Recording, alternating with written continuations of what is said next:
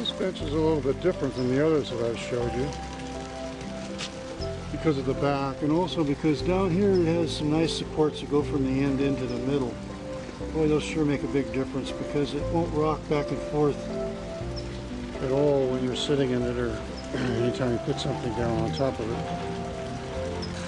Now all this bench is made out of 2x3s that I bought at Home Depot. That's all they are. I did route them a little bit on the outside edges, but they already had some routing on them, so really you could do it without any other.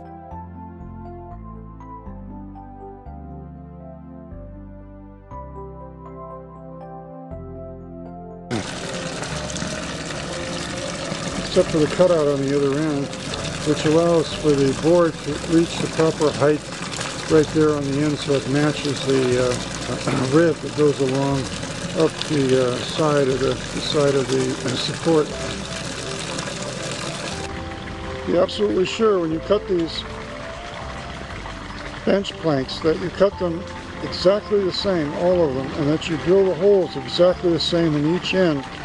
I made a jig on my drill press so I could get the holes exactly the same in the middle and exactly the distance from the end to the middle of where they needed to be. That way when you put them on, they all fit into the holes properly. But remember, you're probably going to have to drill out some of the cast iron holes in order for some of them to fit, as they aren't all exactly perfect. Now you notice here that I used locking nuts on these. I think that's very important, because I found that some of the other benches that didn't have those became loose and really opened that hole up in the wood, so it made it easier for water to get inside there. Now on these cast iron backs, the back of the bench, I just went ahead and took a steel brush and steel brushed them. They don't rust too bad, but you need to steel brush them before you go ahead and repaint them. That generally works out pretty good.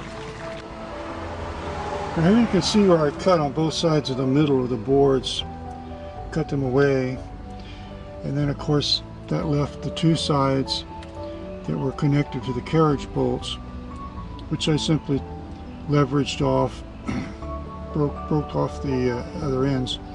But that you've got to be careful, because if they're pretty strong and they're not quite as dry rotted in that area, you're going to have to go ahead and use a sawzall and cut off the end of the bolt so that you can get them off without breaking the cast iron on the sides of the benches. As I mentioned before, you're going to need a skill saw. Be sure you have a skill saw to be able to cut the original boards off of the benches before you go ahead and break off the other ends. Be sure that you absolutely have a sawzall, because without that you'll never get those bolts off. And also, a nice little hand sander is also a good deal. I use that to sand the tops of the boards that went around the backs before I stained them, before I put the weatherproofing on and painted them. And yes, you're certainly going to need a router to go ahead and cut those slots out on the ends, as well as making some nicer round corners on the boards themselves, which I did with this one. This is the saw that I used to cut each one of those boards that fits on the benches. I went ahead and used some round half-inch metal tubing and put it along there with a stop on it, so that every time I cut one of the boards it would be exact as the next. I also bought some 3/4 by 3 boards to use for the backs in the event that I had to replace some. I did have to replace one out of the 7 that I did, so I had some left over. But you can see I basically did the same thing, but I didn't have to notch it out. This is the drill press that I used, that I put the jig on this little platform and went ahead and drilled those holes exactly the same on each one. Here you can see 4 boards that I've notched out with a router. I went ahead and did that to 1/2 inch down, and then I made a nice little jig on the drill press so that I could get those holes exactly the same. All the boards have to be exactly the same length or you won't have a good fit.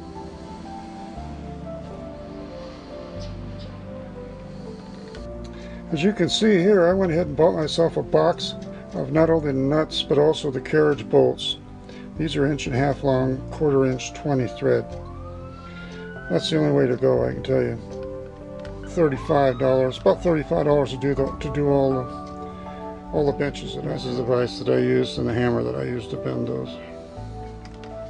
Once you get the first one bent, you can use it as a template when you come back, and you can bend the rest of them to match if you're doing more than one. The strapping that I used to put on the bottom of the benches, it's 1 inch by 1/8 inch, and of course whatever the distance is that you need to put it on. Now I use this Thompson's water seal here to put on the wood that I wasn't going to paint. Although if you do paint it after you put the sealer on, be sure that you use acrylic paint, because this is not a water-based paint, but an oil-based paint. But this really does a nice job if you're just going to leave the wood raw, which is fine. But you do need to go ahead and redo it every so often. I would say every 6 months if it's in the sunlight all the time. You may notice that I do not insert these carriage bolts. It's a perfect reason for water to get in there and go ahead and dry rot all the boards all along those nuts, which is what happened to the previous. If you're going to put cushions on these benches, you don't have to be quite as careful on the finish of the boards themselves. But if you don't, you definitely want to make sure that you hand sand them down so that they look nice and they're smooth and you don't get any splinters. So that's all the time we have for today.